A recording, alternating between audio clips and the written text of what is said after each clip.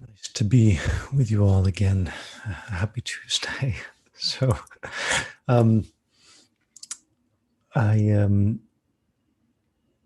uh, my wife and I continue to have a variety of profound conversations. It's sort of nice to have an opportunity to regularly reconnect. She spends much more of her life immersed in, sort of study and practice of meditation, in addition to looking after dogs, whereas I spend a whole lot of my life immersed in technology and business and so forth. So it's interesting, stretching to try to make sure that I'm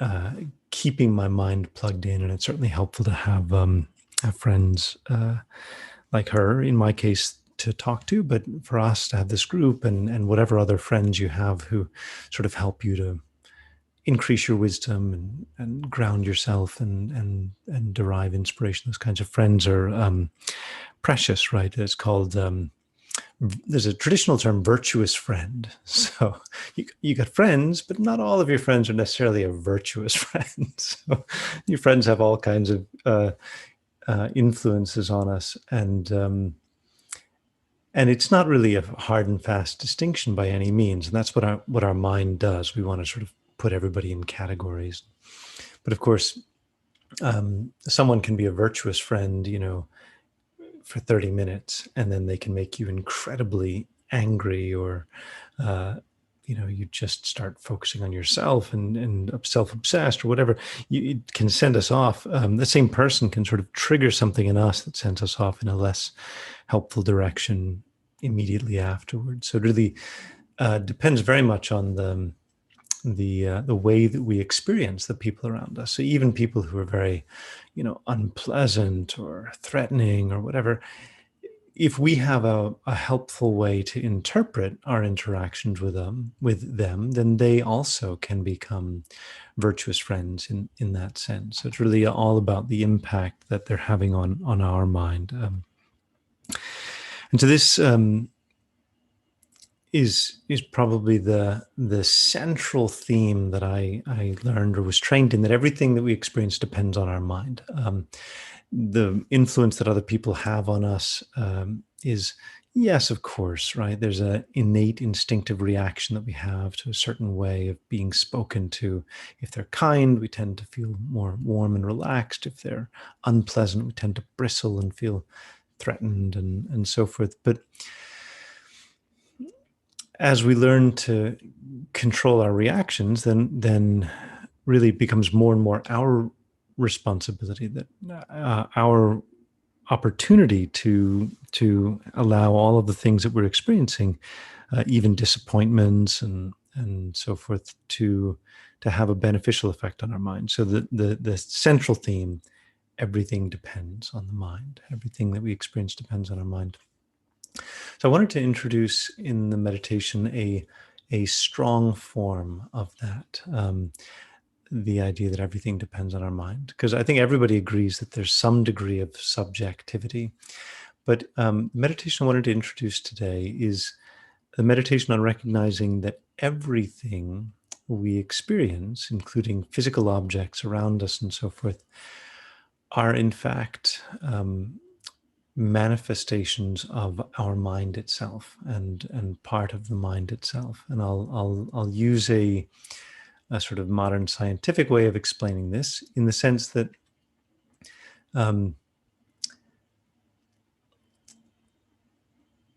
our brain constructs a cohesive image of the world that we're living in on the basis of our five senses and our memory and so forth.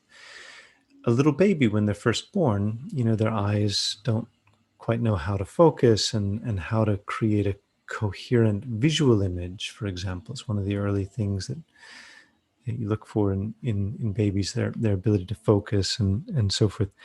And in a similar way, our brain is really taking in incredible complex information. If you look at how a visual signal is mapped in the brain, it doesn't look mapped to the retina, for example, and then transmitted to the brain. It doesn't look anything like, a picture.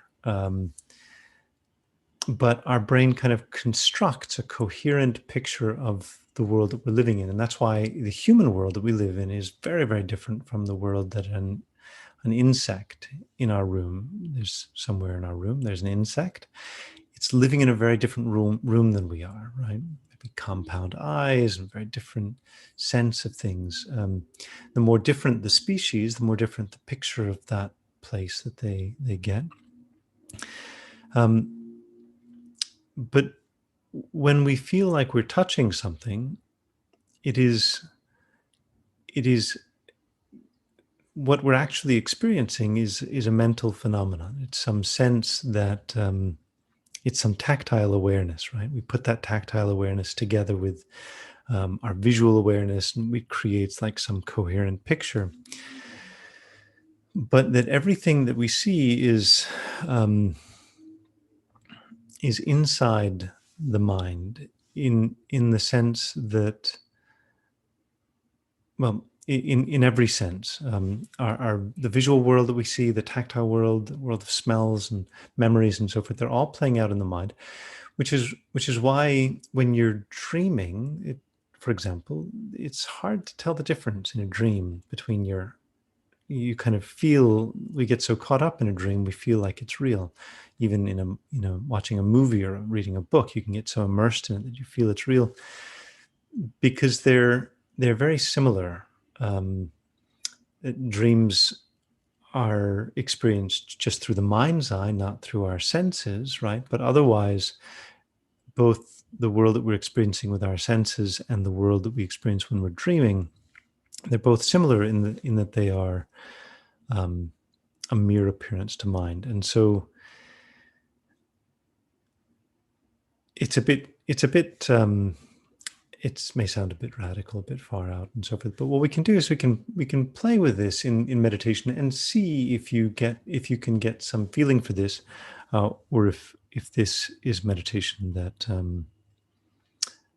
you find beneficial.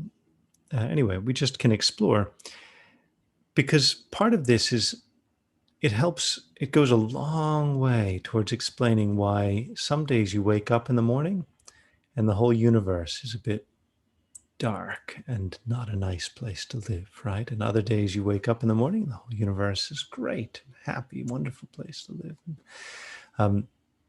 It goes a long way towards helping us to understand why we get into some similar patterns in our relationships. Meeting people that we find threatening, or meeting people that we find, alluring, or meeting people that we feel like they're wasting our time or whatever. These patterns, they're playing out because there is no way to separate the world that we're experiencing from our mind, and that is totally different from what we think is happening, where we think we're actually engaging with an external reality. Anyway, so we can experiment with this together in our meditation together. So we can begin as usual just by finding a comfortable position for our meditation, finding a comfortable seat, a straight back, and then just taking a deep breath in and out.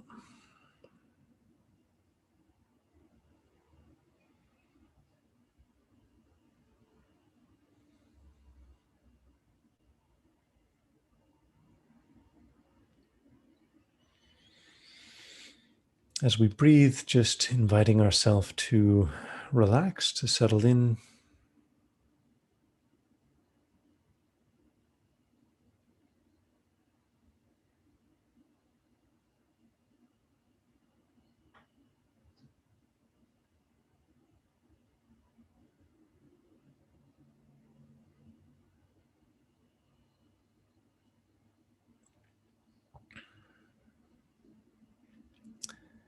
Gathering our attention into the present, trying to become aware of our body and our breathing, just to begin to reduce our distractions.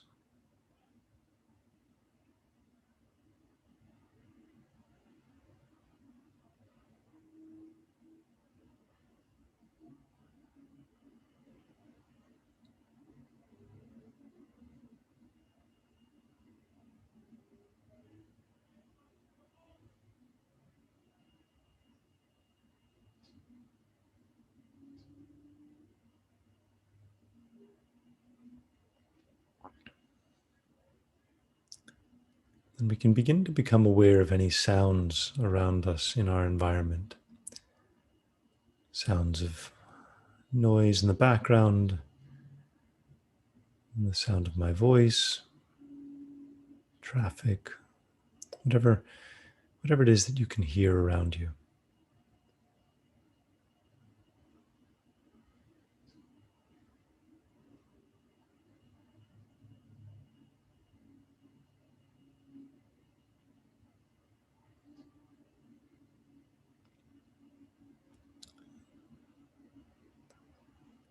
Then you can just ask yourself, where is that sound?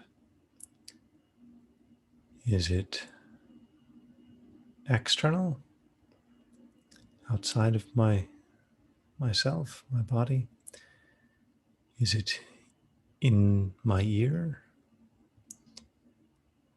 Is it in my brain? Is it somewhere else?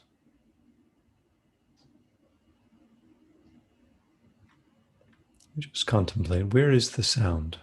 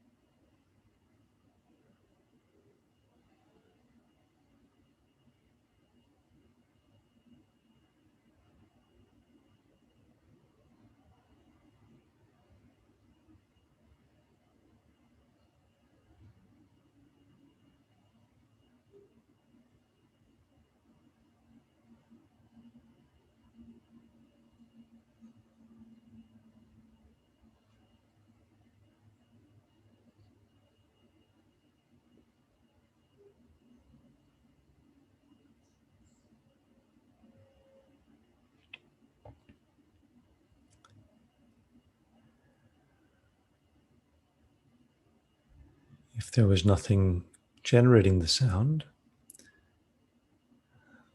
wouldn't appear. If we had no ear, also we wouldn't perceive a sound. If we had no mind, also no sound.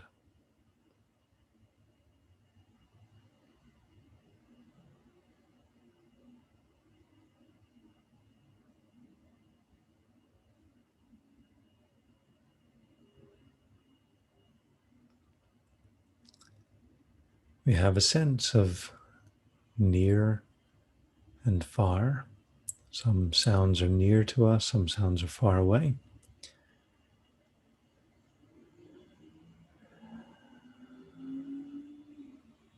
But even those sounds that are far away, are they outside the mind or inside of our mind?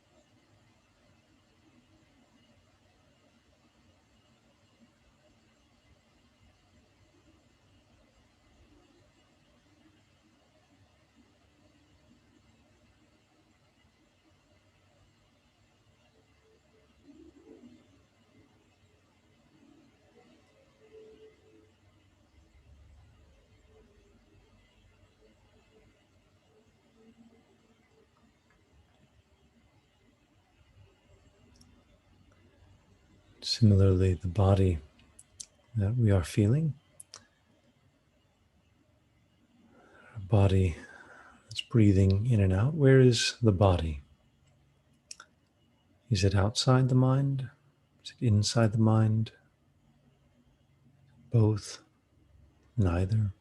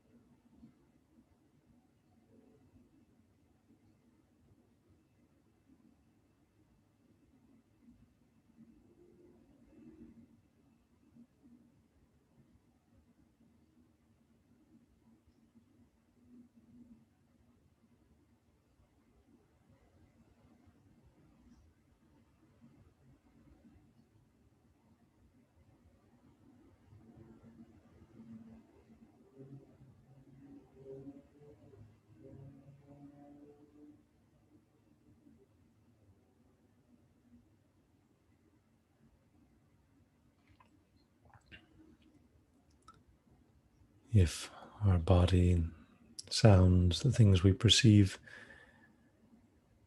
if they are outside of the mind, how can we know them? If they are inside the mind, how can we feel distant from them? And how can we feel no sense of responsibility?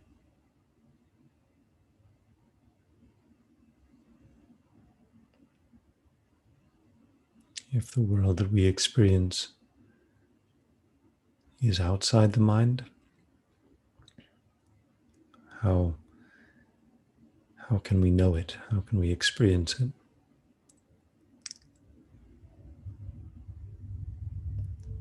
If it is inside the mind, how can we feel distant from it?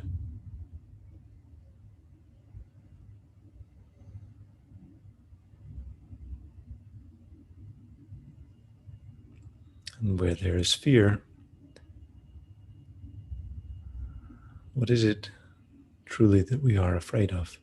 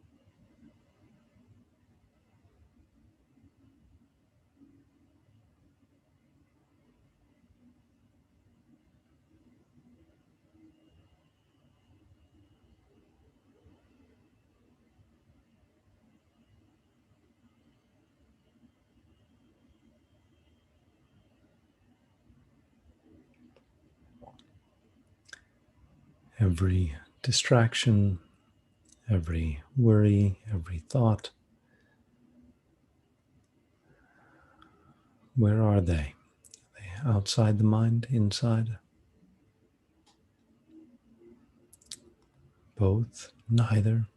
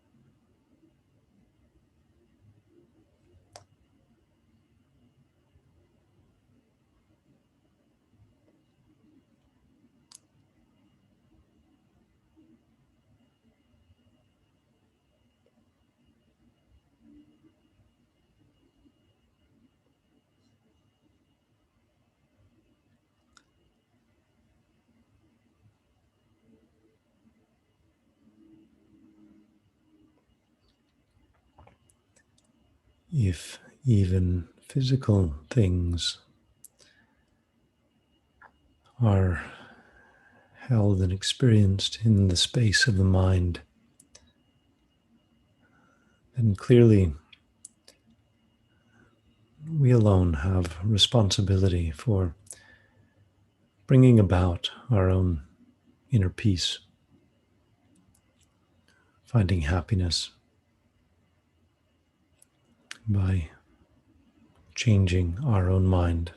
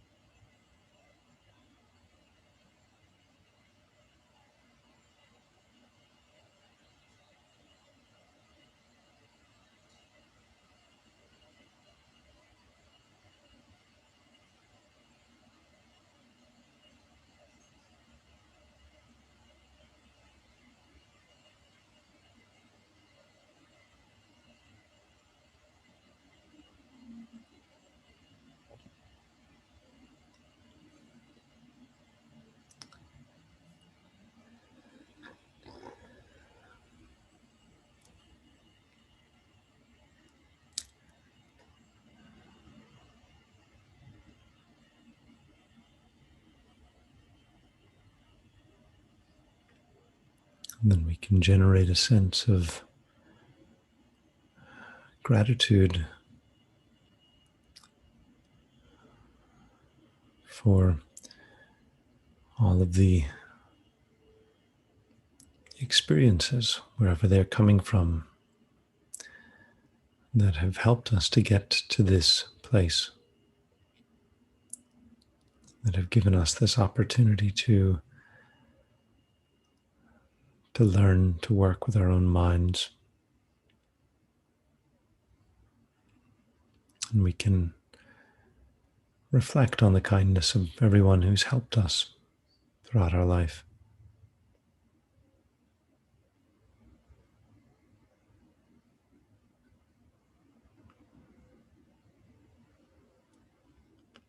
And develop a wish to repay their kindness, especially by helping them to build their own wisdom, if possible. Being virtuous friends for those around us.